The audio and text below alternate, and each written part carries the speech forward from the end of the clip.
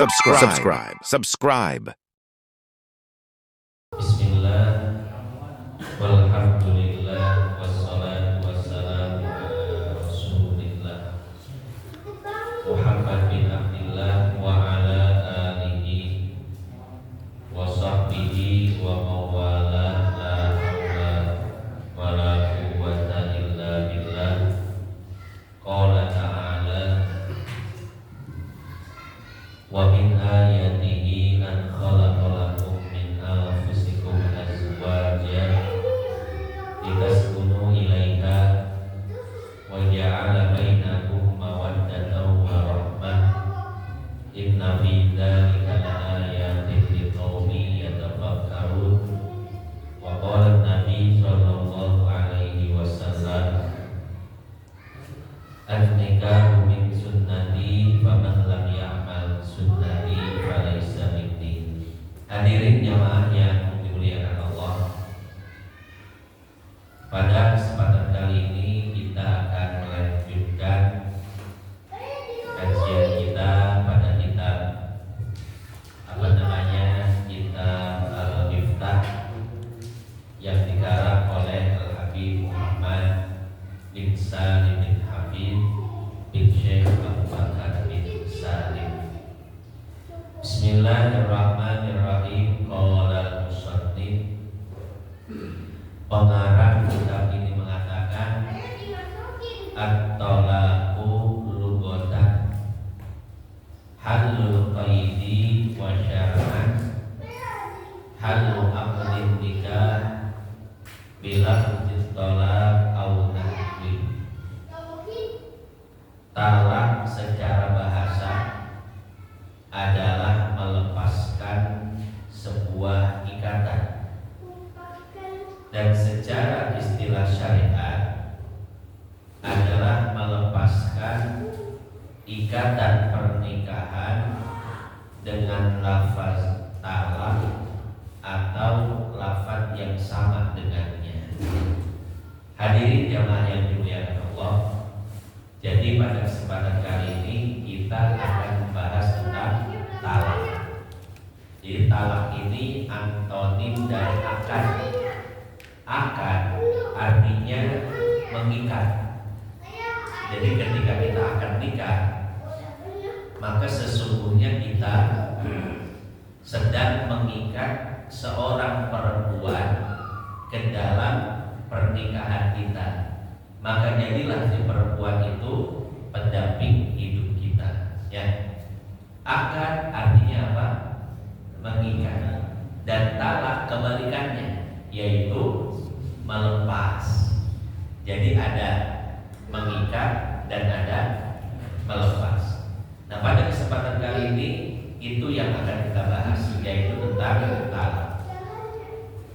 Di sini disebutkan at-talaqu lughatan halul qaidi. Talak secara bahasa artinya adalah melepas sebuah ikatan. Jadi kalau ada orang tangannya sedang diikat, kemudian kita lepas ikatannya, maka proses kita melepas itu namanya talak, ya. Jadi talak artinya melepas sebuah ikatan. Itu secara bahasa. Secara istilah syariat, halu aqdin nikah, yaitu melepas ikatan pernikahan. Dengan apa melepasnya? Dengan gunting, pisau, atau gergaji mesin. Nah, ini enggak dengan semua itu, tapi cara melepaskan ikatan pernikahan yaitu bilang zitolak, dengan ucapan talak, au nahwihi, atau yang sama dengan ucapan talak. Nanti akan dibahas, ya. Hadirin jamaah yang dimuliakan Allah, jadi yang namanya manusia selain punya hak untuk mengikat, dia pun punya hak untuk melepas, ya.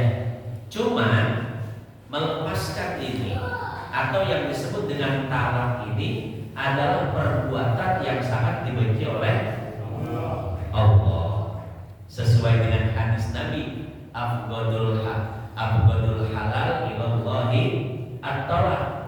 Sepaling-paling perkara halal yang paling dibenci oleh Allah adalah talak.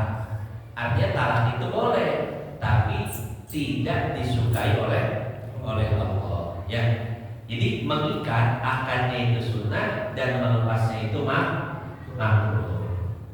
Sampai sini paham? Ya, saya filosofikan lagi. Mengikatnya itu sunnah. Artinya apa? Membina rumah tangga itu dianjurkan. Dan melepaskan ikatan pernikahan, membubarkan rumah tangga, hukumnya makruh. Ya. Cuma nanti akan dibahas tuh. Ya. Ternyata talak itu enggak selamanya makruh. Talak terkadang menjadi mubah, terkadang bahkan menjadi sunnah. Sunnah mentalak istri kapan? Ketika istri itu akhlaknya merupakan akhlak wanita fasik. Misalkan istrinya selingkuh, zina, akhlaknya tidak baik, maka istri seperti itu sunnah dianjurkan untuk ditalak. Jadi nggak selamanya talak itu makruh, ya, tergantung nanti si istrinya juga. Jadi talak yang makruh itu adalah mentalak wanita solehah, mentalak wanita yang baik, dia nggak punya kasus, nggak punya masalah, ibadahnya bagus, tapi ditalak. Nah itu hukumnya makruh, ya.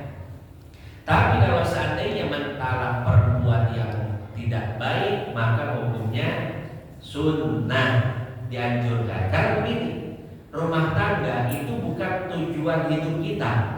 Rumah tangga itu hanya sekedar wasilah agar ibadah-ibadah kita tenang. Ya, artinya kalau kita berumah tangga tapi ibadah kita malah acak-acakan dengan rumah tangga tersebut, ya sudah, bubarkan saja rumah tangganya. Ya, bina rumah tangga yang lain yang bisa mendukung ibadah-ibadah kita. Jadi ini yang perlu diingat oleh anak muda, bahwa rumah tangga itu bukan tujuan.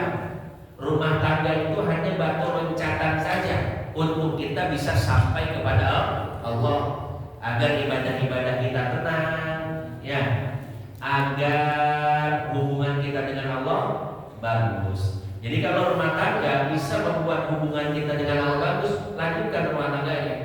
Tapi kalau rumah tangga itu malah menghalang-halangi hubungan kita dengan Allah, maka ya sudah, ya cari yang terbaik, begitu saja. Karena tadi rumah tangga hanya sekedar batu loncatan saja, sekedar wasilah untuk kita sampai kepada Allah, untuk tenang beribadah. Makanya hukum tolak itu nggak selamanya makruh. Tadi ada yang sunnah juga, ada yang mubah. Pusat ada. Kalau di dalam kitab-kitab fikih itu dicontohkan, kalau suami tidak bernafsu, tidak syahwat kepada istrinya, jadi ngeliat istrinya itu lah,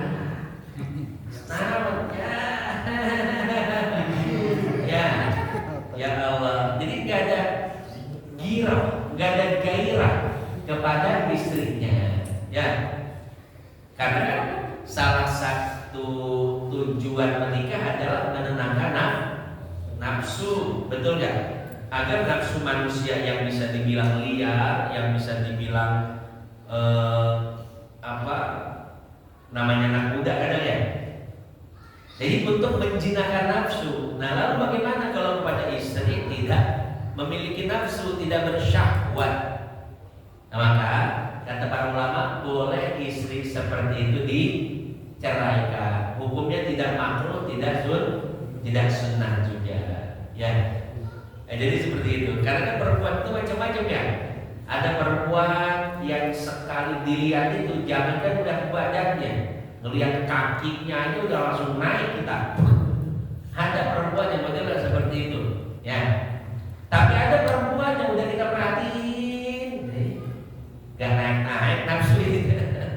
Ada yang seperti itu ya. Nah, jadi perempuan beda-beda. Sebetulnya bukan cuma perempuannya juga yang beda-beda, laki-lakinya juga beda-beda. Ada laki-laki yang memang nafsuan orangnya, ngeliat tembok aja udah bayang-bayangin tembok. Ya. Ada yang memang laki-laki itu susah untuk naik nafsunya. Beda-beda ya. Nah, jadi ini seperti itu, perempuan yang tidak bisa membuat gairah boleh hukumnya untuk diceraikan, ya. Nah, jadi seperti itu. Islam itu memberikan sebuah kebebasan. Jadi tidak sebuah pernikahan itu tidak harus selalu dipertahankan. Terkadang ada kalanya lebih baik diputuskan, ya. Kalau bingung diistikharahkan, ya. Jadi sebagaimana ketika kita akan menikah, istikharah dulu, jangan sampai salah pilih. Begitu pula ketika kita akan melakukan perceraian, istikharah dulu, ya. Nah, kemudian begini, para ulama itu memiliki dua pandangan. Ada istri yang tidak baik misalkan, ya, entah itu akhlaknya atau ibadahnya. Maka sebagian ulama mengatakan ya sudah, ceraikan saja istri seperti itu, masih banyak wanita-wanita yang lain. Tapi sebagian ulama mengatakan pertahankan. Kenapa? Karena barang siapa yang sabar kepada buruknya akhlak sang istri, maka Allah akan berikan dia pahala seperti pahala yang pernah diberikan kepada Nabi Ayub alaihi salam. Jadi kalau di antara kita mungkin ya ada yang punya istri kurang baik akhlaknya atau nggak mau ibadah, maka memang ada dua pilihan. Pilihan yang pertama sabar, dan itu afdal, ya. Pilihan kedua silahkan dilepaskan. Cuma ingat, kalau kita melepaskan, kita ganti pemain, belum tentu pemain baru lebih bagus dari pemain, betul nggak? Belum tentu istri baru lebih baik akhlaknya daripada istri lama, bisa jadi lebih parah. Istri lama cuma ngedul doang ibadahnya, istri yang baru bos tentu galak nih. Lah enak coba. Makanya yang gegabah ya, walaupun punya istri yang kurang baik akhlaknya, ibadahnya, jangan langsung berpikir ceraikan saya diganti yang baru. Belum tentu yang baru lebih baik, ya. Nah, jadi selalu ada dua pilihan dalam Islam ini, ya. Begitu pula banyak perempuan-perempuan yang nanya, Pak Ustaz, saya tidak pernah dinafkahi oleh suami saya. Bagaimana hukumnya? Apakah saya boleh menggugat cerai suami saya atau tidak? Maka Imam Syafi'i di dalam Al-Um punya dua jawaban. Kata Imam Syafi'i begini, boleh menggugat cerai, langsung pergi ke KUA, bukti-bukti dia tidak pernah menafkahi ada atau saksinya ada, nanti oleh KUA diputuskan talak. Nah, tapi yang paling afdol kata Imam Syafi'i sabar. Punya suami nggak pernah ngasih nafkah atau nggak benar, ya pilihan kedua mau gugat cerai silakan kata Imam Syafi'i. Kemudian yang kedua mau sabar silakan, tapi yang namanya sabar lebih afdol, ya. Sekarang gimana Toy? Kalau ada perempuan cantik luar biasa, Toy ceritanya ustadznya, ya, datang nih perempuan cantik, Ustadz Toy, saya pengen tanya, kalau suami nggak benar, ini kira-kira baiknya saya gugat cerai atau sabar? Kira-kira Ustaz Totoy mau kasih fatwa yang mana? Pasti suruh cerai. Ya nggak bisa cerai aja. Ya tenang, masih ada saya.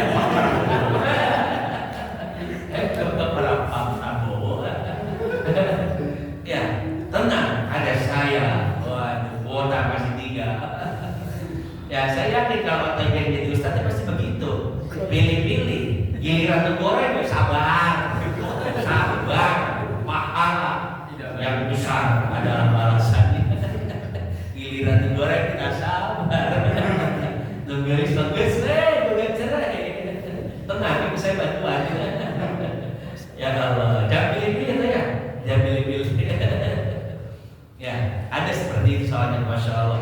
Ada perempuan cantik, ya bilang sama saya, Pak Ustaz, kayak tadi lah gambarannya. Ini cakep nih, agak-agak Pakistan mukanya. Waduh, putih, masya Allah, hidung mancung. Ustaz, suami saya nggak ngasih nafkah. Ini bagaimana hukumnya ya? Sebetulnya dia udah tahu tuh hukumnya, boleh gugat cerai. Tapi nanya sama saya bilang boleh gugat cerai, boleh sabar. Terus dia kayak gimana gitu? Menurut Ustaz gimana? Aduh, waktu itu pikiran saya udah mulai bertanduk nih. Jahat gak nih? Kalau jahat langsung sikat gitu kan? Gugat cerai, nanti saya bantuin. Ya, cuman waktu itu saya lagi sadar, alhamdulillah. Ya, sabar. Jadi seperti itu ya.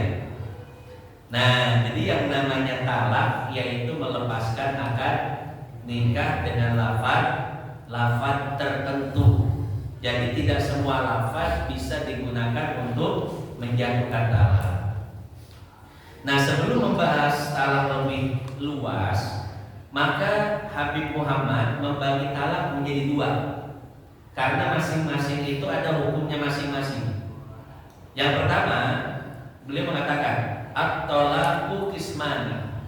Talak terbagi menjadi dua. Talaqun bi'iwadin.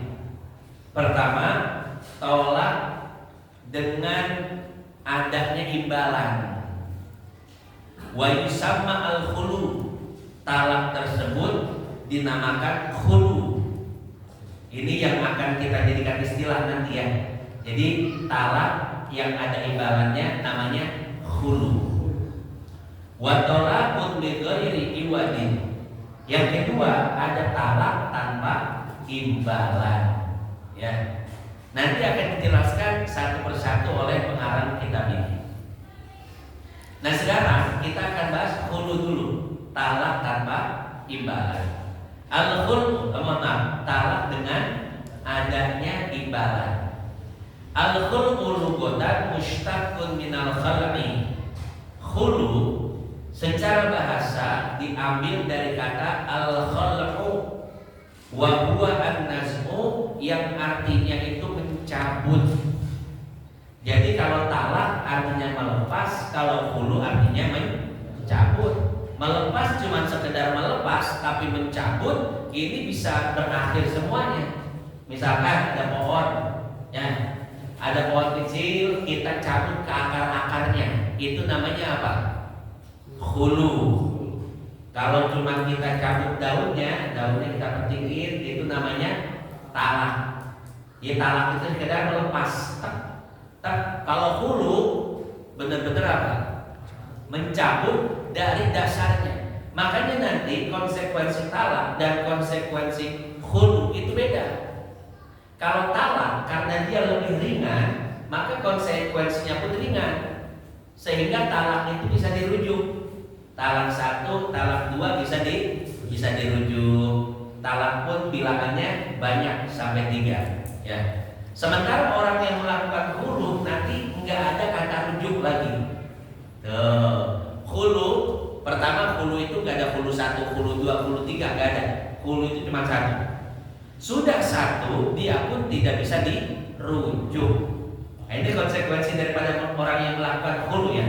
Orang kalau melakukan tolak masih penting kuotanya banyak, kemudian talak 1, talak 2 bisa dirujuk. Tapi ingat, orang yang melakukan khulu pertama kuotanya cuma 1.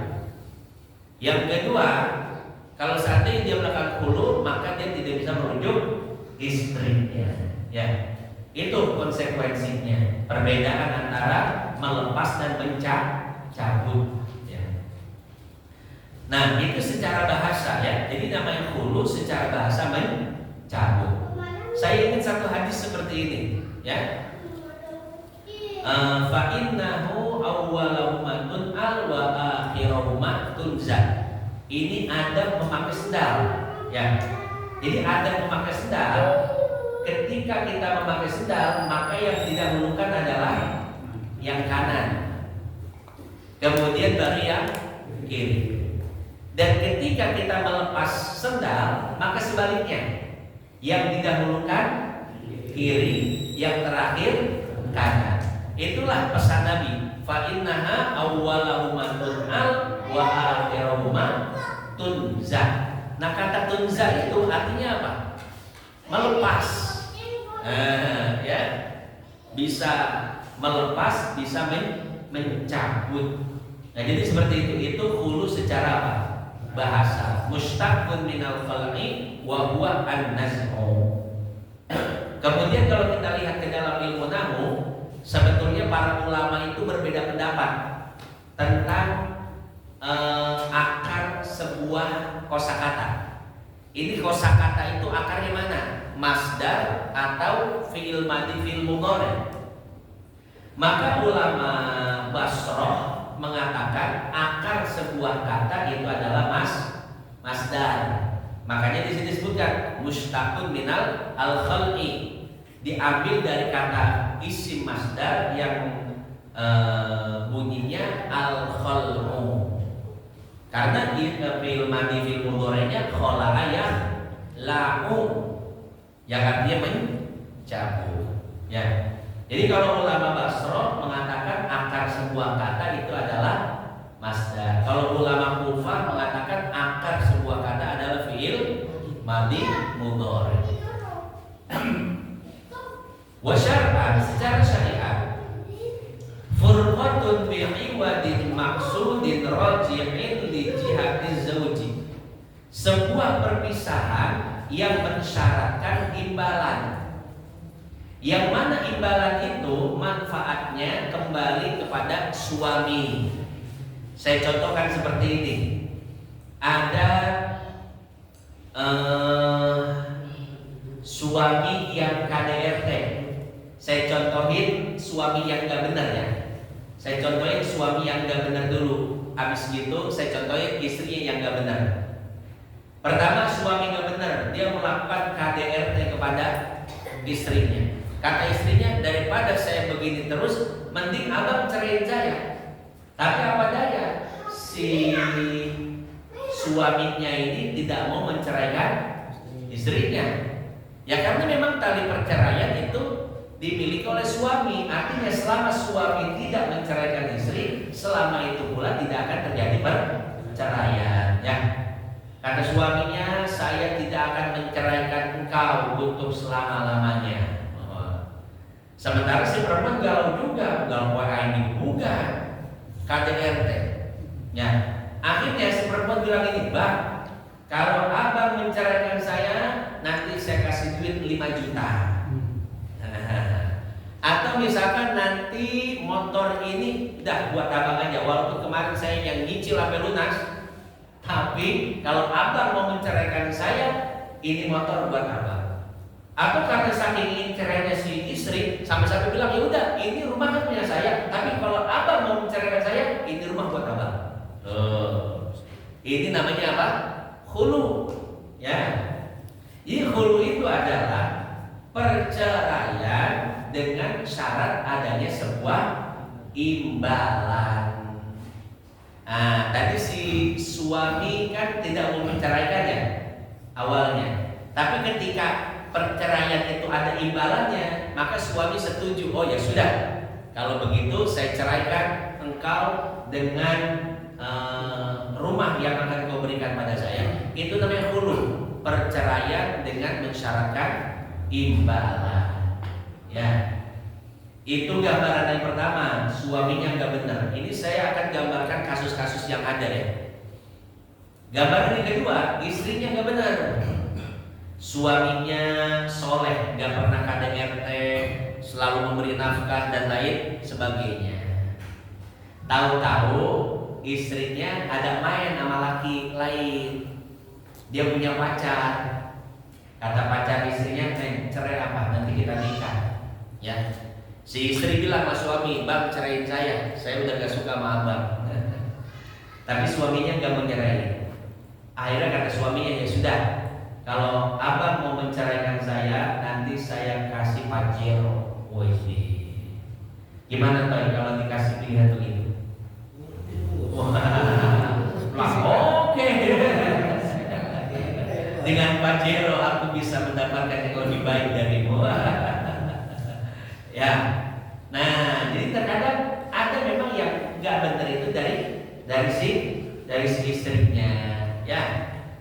Nah jadi seperti itu, misalkan si istri dia udah gak seneng sama lakinya atau dia punya selingkuhan, ini emang kejadian seperti itu, minta diceraikan, dia diceraikan, akhirnya apa? Dia menebus dirinya. Nah, menebus dirinya dengan cara khulu. Kalau abang nyerahin saya kasih uang 5 juta, saya kasih motor, intinya ada imbalan, ya. Nah, biasanya begini kan, biasanya orang yang saking pengen cerainya, itu dia akan mengorbankan apapun agar tujuannya itu terwujudkan. Dia saking pengen cerainya sampai-sampai apa? Rela memberikan sesuatu kepada suaminya agar suaminya mau menceraikan. Gitu ya. Kan kalau orang nggak ada masalah mah nggak mungkin tiba-tiba nawarin sesuatu untuk menceraikan agar suaminya menceraikan, nggak mungkin. Ya, nah berarti kan ini memang ada sesuatu di balik itu. Ada lagi kasus seperti ini, suami istri itu biar anteng-anteng aja, hubungannya nggak ada masalah. Tapi ada orang ketiga, siapa? Orang mertuanya. Ini mertua si laki-laki, artinya dia orang tua si perempuan. Ya. Ini mertuanya bilang sama si laki-laki, "Hei menantuku, ceraikan anak saya. Nanti kalau kamu ceraikan anak saya kasih duit atau motor atau mobil." Akhirnya diceraikan, Pak, dengan syarat imbalan tadi. Maka ini pun disebut dengan khulu. Jadi khulu itu tidak mesti dari permintaan si laki-laki, ya. Tidak mesti dari permintaan si perempuan. Tapi terkadang ada permintaan dari pihak ketiga, seperti siapa? Seperti orang tua. Ya. Atau misalkan otoy. Wah, apa lagi nih ceritanya ya? Otoy ketemu mantan. Waduh. Emang gak bisa move on dari 100 tahun yang lalu. Waduh, macam apa ini? Gak bisa move on lah ya.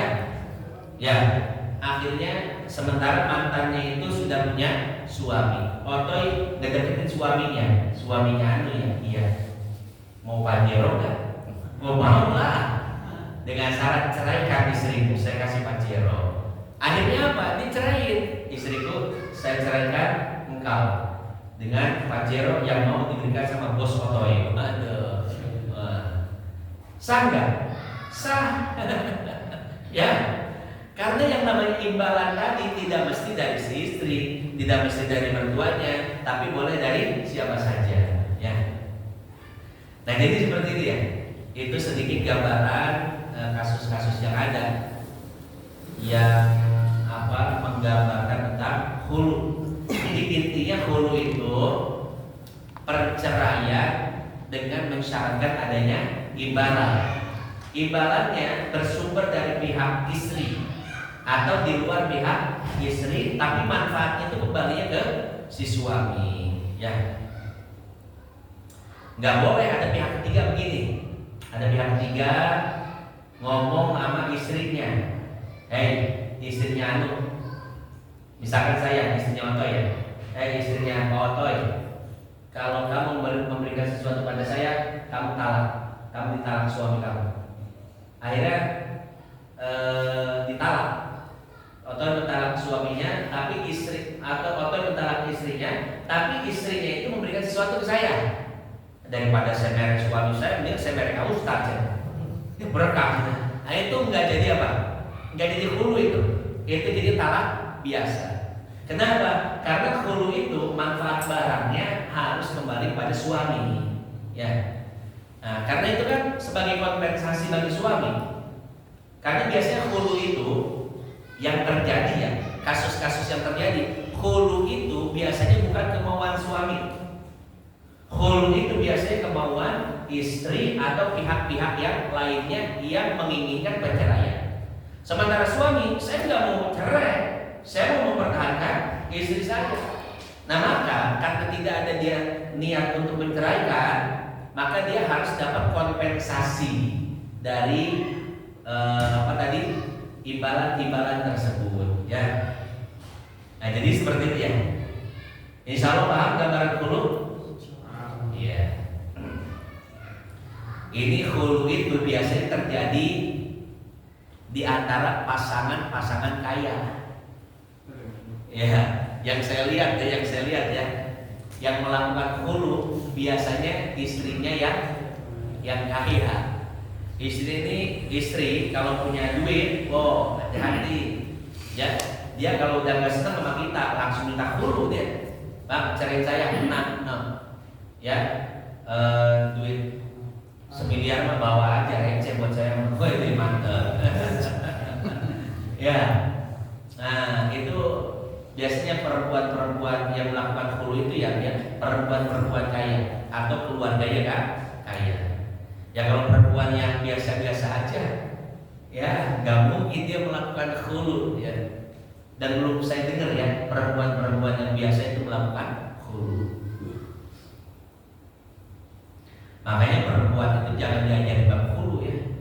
Nanti punya duit dikit minta khulu.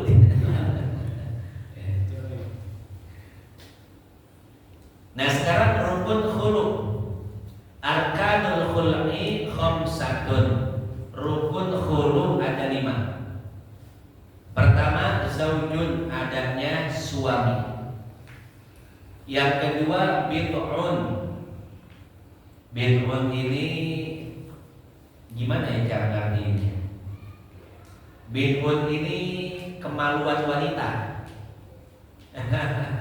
Artinya gini, nanti dijelaskan oleh pengarang kitab, ya. Artinya itu sekemaluan masih menjadi hak suaminya.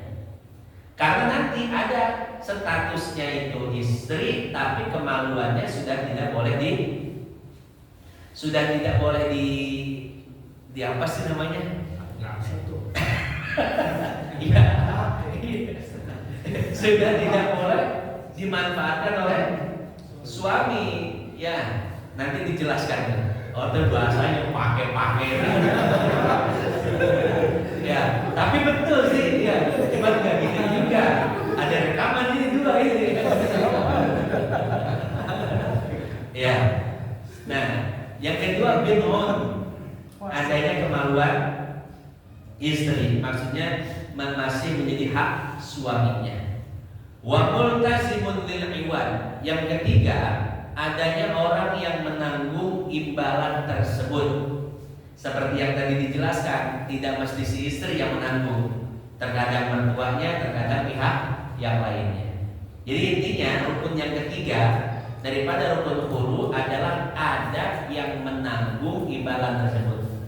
Dia yang mau mengeluarkan imbalan tersebut. Yang keempat, wa'iwadun, adanya imbalan. Ada yang menanggungnya, juga ada imbalannya. Wasigotun, dan adanya ucapan, ya. Jadi yang namanya khulu sama seperti talak, harus ada formalitas ucapannya, harus ada kata-kata yang keluar dari mulut suami. Nah itu rukun khulu ada 5. Pertama suami, kedua apa tadi? Bid'un. Paham kan bid'un? Gak usah saya arti lagi ya. Bid'un. Yang ketiga yang menanggung imbalan. Yang keempat imbalannya. Yang kelima sigot ucapannya. Nah sekarang akan dijelaskan satu-satu. Wa yushtaratu fi zawji kaunuhu yasihhu talaqu. Syarat suami yang boleh menghulu istrinya adalah suami yang sah talaknya. Karena ada suami yang tidak sah talaknya. Seperti apa? Seperti anak kecil. Ada anak kecil laki-laki dinikahkan dengan anak kecil perempuan, sah nggak pernikahannya? Sah, ya. Jadi suami istri. Kemudian si anak kecil ini dia menghulu istrinya, sah enggak? Tidak sah. Kenapa? Karena talaknya tidak sah. Ya, talak yang dijatuhkan oleh suami yang belum balik, maka talaknya tidak sah. Atau siapa lagi talak yang tidak sah? Orang gila misalnya, ya. Ketika nikah normal, habis itu kecelakaan, ya. Kecelakaan jatuh dari pohon pisang. Akhirnya gila. Kemudian dia menghulu istrinya, sah nggak? Tidak sah, karena talaknya orang gila tidak sah. Ya. Nah, jadi syarat si suami itu saja. Suami yang boleh menghulu istrinya adalah suami yang sah talaknya. Tidak sah talaknya, tidak sah pula khulunya. Wa fil bud'i milkuz zauji lahu. Dan syarat bagi bid'i, bid'un kita singkat bid'i. Syarat bid'i yaitu masih dimiliki oleh si suaminya. Artinya apa? Falau khola'aha wa hiya ba'in lam yasihha khalquha. Artinya kalau si perempuan dihulu oleh suaminya sementara si perempuan itu sudah dalam keadaan ba'in, maka tidak sah khulunya. Masih ingat gak talak itu ada berapa bagian? Ada talak raj'i yang masih bisa dirujuk, ada talak ba'in. Talak ba'in ada dua, ada ba'in sugro, ada ba'in kubro. Ba'in sugro itu adalah talak 1, talak 2 yang sudah habis masa iddahnya. Ini tidak bisa dirujuk lagi, ya, sudah masuk talak ba'in. Kenapa? Masa iddahnya sudah selesai, walaupun dia masih talak 1, talak 2. Itu ba'in sugro. Jadi ba'in sugro ini ketika si pasangan suami istri ingin kembali lagi, nah ini cukup dengan akad baru, mahar baru, langsung, nggak perlu ada muhalil, karena baru ba'in sugro. Beda dengan ba'in kubro. Ba'in kubro ini adalah talak 3. Nah, talak 3 disebut ba'in kubro. Artinya apa? Artinya kalau suami istri ingin bersatu lagi, maka si perempuan harus menikah dulu dengan seorang muhalil. Nah, paham ya? Bedanya ba'in sugro sama ba'in kubro apa? Ba'in sugro kalau suami istri pengen bersatu lagi, ini nggak perlu pakai muhalil, langsung akad saja, langsung nikah. Ya. Kalau ba'in kubro harus pakai muhalil. Jadi tingkatannya seperti ini. Pertama talak raj'i, talak rujuk. Talak 1, talak 2 yang masih dalam masa iddah. Jadi kalau suami istri cerai masih talaknya dalam kategori talak rujuk, kemudian ingin kembali lagi, suami gampang tinggal bilang ke istrinya, istriku, yuk kita rujuk lagi, selesai. Nggak perlu akad, nggak perlu mahar, nggak perlu apapun, cuman bilang doang. Itu namanya talak raj'i, talak yang masih bisa dirujuk, yaitu talak 1, talak 2 yang masih dalam masa iddah. Nah, yang kedua itu namanya talak ba'in sugro. Talak ba'in sugro ini talak 1, talak 2 yang masa iddahnya udah selesai. Jadi ada suami istri cerai, sama suaminya istri didiemin aja selama masa iddah, nggak dirujuk. Nah, setelah masa iddahnya selesai, baru suami pengen rujuk. Kata ustadznya udah nggak boleh rujuk lagi, karena masa iddah sudah selesai. Apa yang harus dilakukan? Yang harus dilakukan adalah nikah baru. Tuh ya. Jadi maharnya baru, pakai wali lagi, akad baru. Ya, ngebesa lagi nggak tuh? Bawa roti buaya lagi, dodol lagi, nggak usah. Ya, iya, cukup dah kekecilan, ya bangsa-bangsa gorengan sama jeruk mada lah. Ya, itu nikah lagi, akad yang baru, wali yang baru. Selesai, nggak perlu mahal. karena baru bain sugro. Nah beda nih kalau bain kubro. Bain kubro ini talak 3. Talak 1 habis, talak 2 habis, satu lagi talak 3 dihabisin juga. Ketika sang istri dicerai dengan talak 3, maka status si istri itu menjadi istri yang talak bain kubro. Rujuk gak bisa. Kalau pengen nikah lagi, si istri harus ke muhalil dulu, ya. Itu ke kalau nggak nyaman sama muhalil bisa balik lagi. Kalau nyaman sama muhalilnya, iya. Itu banyak tuh yang begitu tuh, ya. Ini banyak yang begitu. Suami istri, anak banyak, akhirnya keren talak 3. Aduh nyesel suaminya, mana anak banyak lagi. Yuk Neng kita balikan lagi. Oh nggak bisa, kata ustadznya, harus nikah lagi dengan laki-laki lain. Akhirnya si perempuan nikah sama laki-laki lain, lebih nyaman. Wah, laki-laki ini lebih lembut, lebih soleh, lebih gede. Nah, lebih gede ya. Lebih gede percaya dirinya, tanggung jawabnya ya. Iya, tanggung jawabnya lebih gede. Jangan kemana-mana dong. Ya, akhirnya nyaman dengan tuh. Kalau udah nyaman sama muhalilnya mau ngomong apa coba? Iya. Makanya kalau ini kejadian sama jamaah harus cari muhalil, cari aki-aki.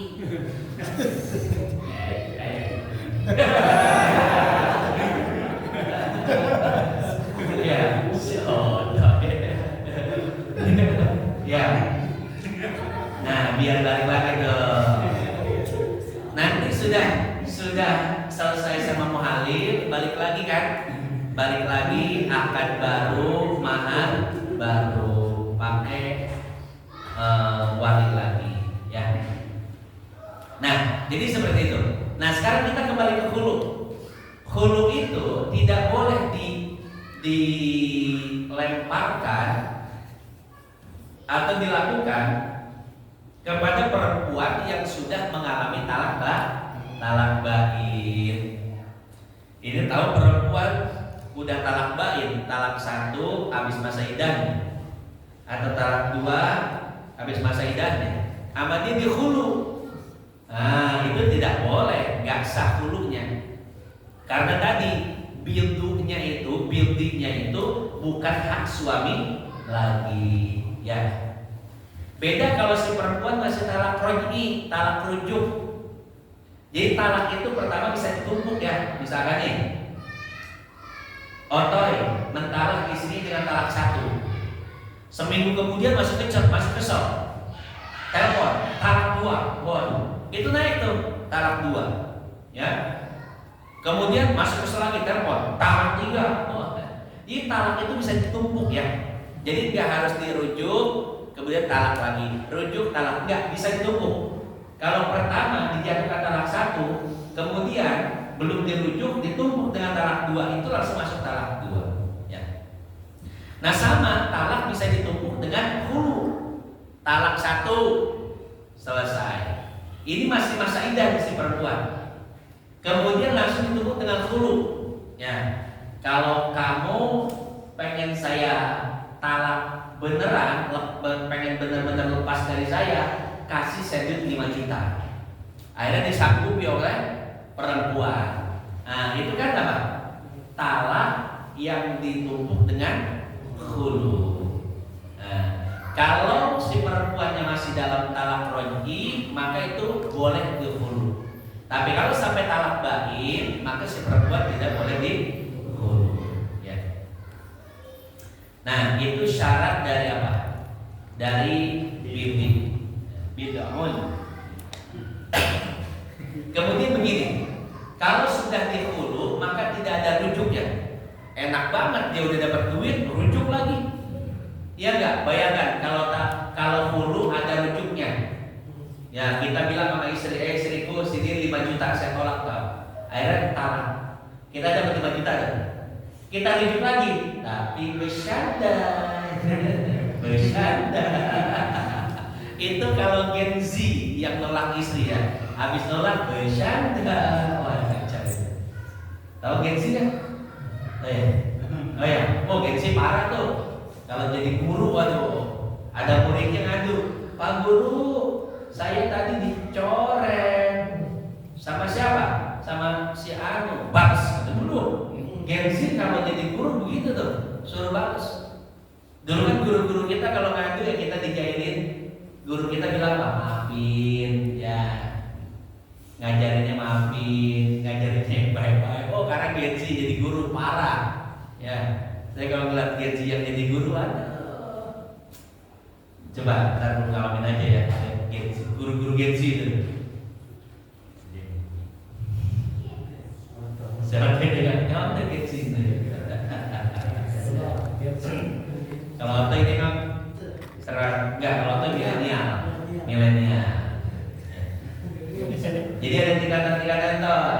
Ada gengsi, milenial, satu lagi kan bisa kuat. Gerasi baheula. Kolonial.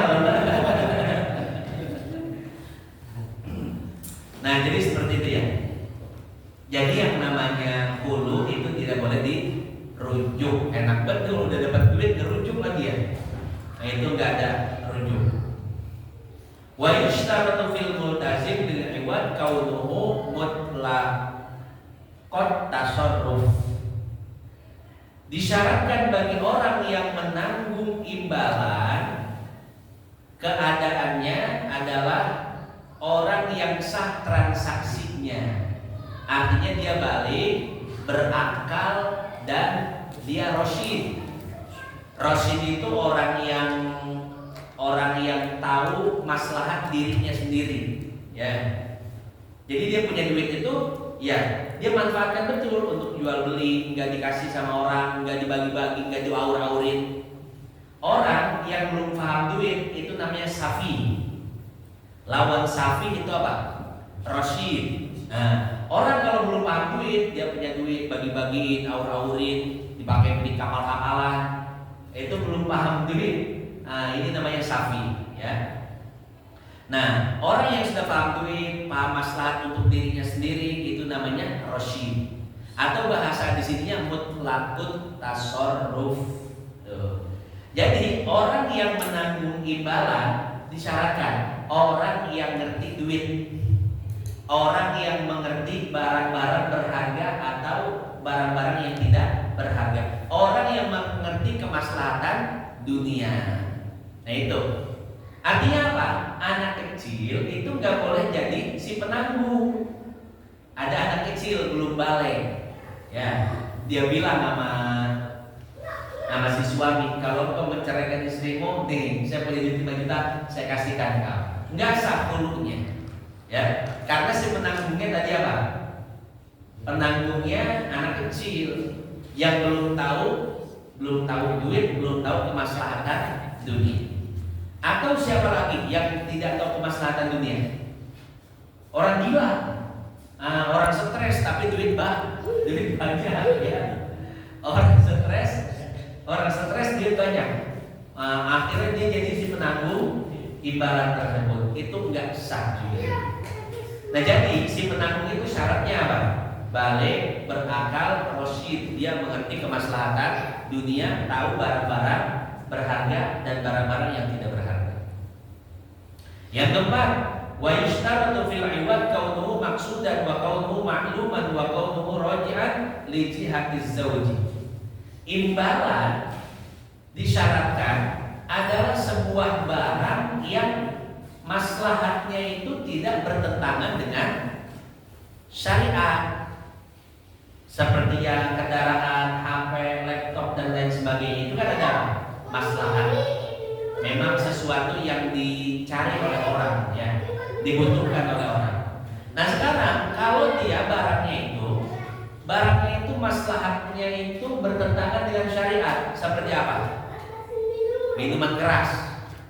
Suaminya bilang gini, kalau kamu pengen saya ceraikan, maka berikan saya minuman keras 5 botol, disebutkan mereknya, 1 botolnya 5 juta. Wah, betul.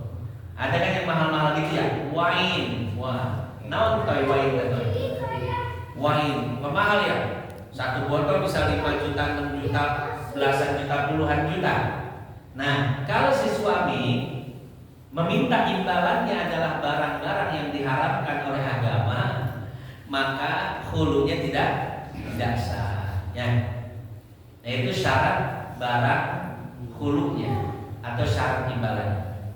Kemudian seperti yang dijelaskan tadi, ini imbalannya itu maslahatnya, manfaatnya bisa dirasakan oleh si suami. Artinya keuntungannya itu kembali ke suami. Kalau seandainya tidak kembali ke suami, maka tidak sah hulunya. Yang terakhir, wa kaunuhu maqduron ala taslimihi. Barangnya itu benar-benar barang yang bisa diserahkan. Ya. Kalau barangnya tidak bisa diserahkan, misalnya seperti ini. Wahai istriku, saya akan menceraikan dirimu dengan syarat engkau memberikanku burung yang sedang terbang di atas langit. Jadi istrinya suruh nangkep dulu kan, suruh nangkep. Jadi kalau barangnya itu tidak mungkin diserahkan, seperti burung yang tadi yang ada di yang sedang terbang, atau ikan yang ada di laut suruh nangkep dulu. Nah, itu hulunya tidak sah. Ya. Jadi hulu yang sah itu barang jelas, bukan barang yang haram, kemudian barang yang manfaat, kembali yang bisa dirasakan manfaatnya oleh si suami, kemudian bisa untuk diserahkan. Titik sampai situ. Agak dikit lagi. Falau khola'aha bighairi maksudin.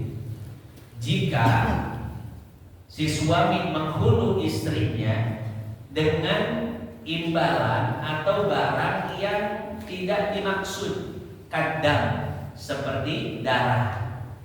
Suaminya minta imbalannya apa?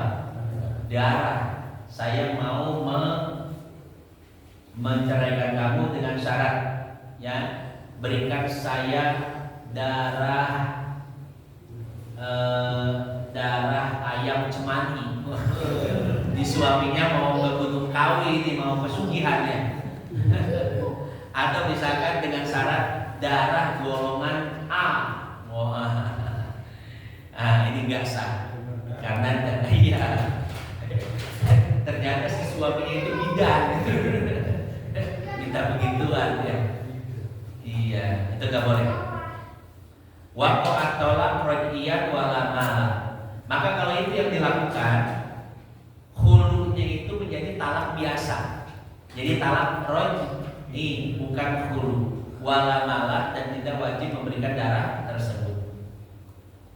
Wa in khala'aha bimajhulin aw bimaksudin fasidin kal khamri waqa'at tolak ba'inan bimahril mithli. Kalau seandainya suami menghulu istrinya dengan imbalan yang tidak diketahui barangnya. Suami bilang, kalau kamu memberikan saya sesuatu, nggak dijelasin itu sesuatu itu apa, ya. Dan sesuatu itu benar-benar tidak bisa diketahui, maka talaknya sah, tapi jadi talak bain dengan mahar misil. Ini si perempuan dalam keadaan seperti ini, kalau dinikahi maharnya berapa? Oh, udah janda, udah agak tua, umur 40-an. Ini kalau nikah mahar misilnya paling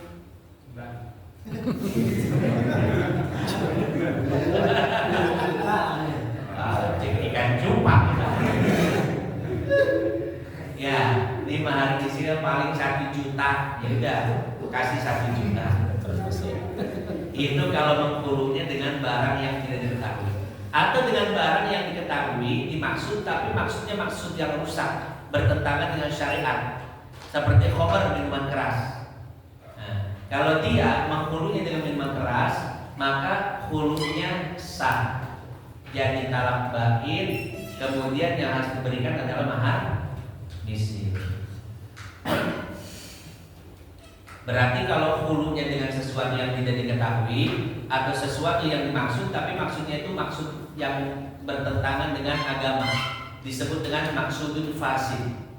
Berarti hulunya tetap sah ya.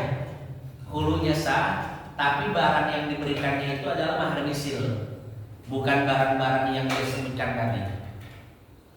Wa in kana iwadu raji'an li ghairi tihadi zauji wa qa'at talaq rajiyan.